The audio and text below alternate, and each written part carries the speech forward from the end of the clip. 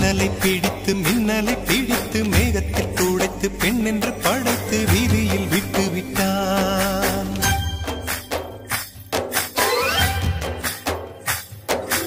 இப்படி இன்னொரு பெண்மையை படைக்க தன்னிடம் கற்பனை தீர்ந்ததை எண்ணித்தான் பிரம்மனும் மூர்ச்சையுற்றான்.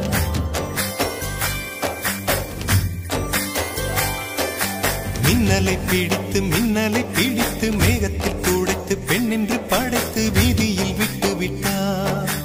இப்படி இன்னொரு பெண்மையை படைக்க தன்னிடம் கற்பனை தீர்ந்ததை எண்ணித்தான் பிரம்மனும் மூர்ச்சையுற்றார்.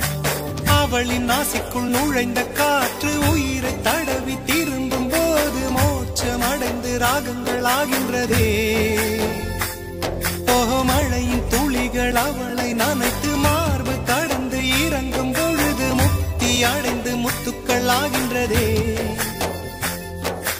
மின்னலை பிடித்து மேகத்தில் துடைத்து பெண் என்று படைத்து வீதியில் விட்டு விட்டார்.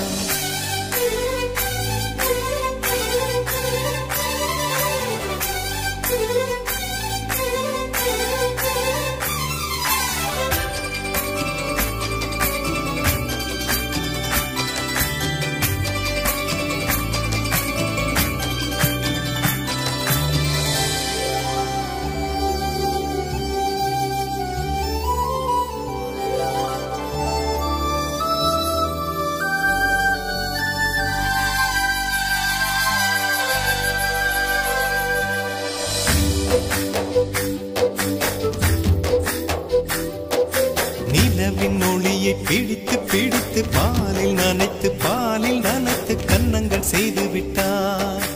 உலக மலர்கள் பறித்து இரண்டு பந்துகள் அமைத்து பெண்மை சமைத்து விட்டார். அழகு என்பது ஆண்பாலா பெண்பாலா என்பதில் எனக்கு சந்தேகம் தீர்ந்தது. அழகு என்பது நிச்சயம் பெண்பாலடா.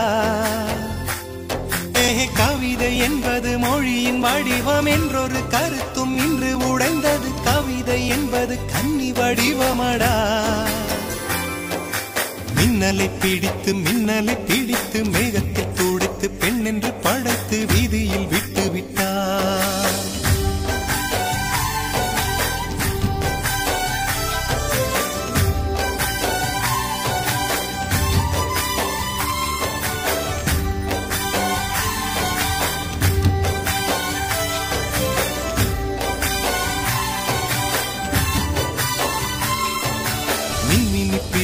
மின்மினி பிடித்து கண்களில் பதித்து கண்மணி கண் பறித்தாள்.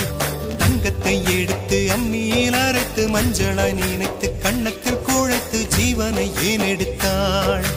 காவித்துறவிக்கும் ஆசை வளர்ப்பவள், அருகம் புல்லுக்கும் ஆண்மை கொடுப்பவள், பெண்களின் நெஞ்சுக்கும்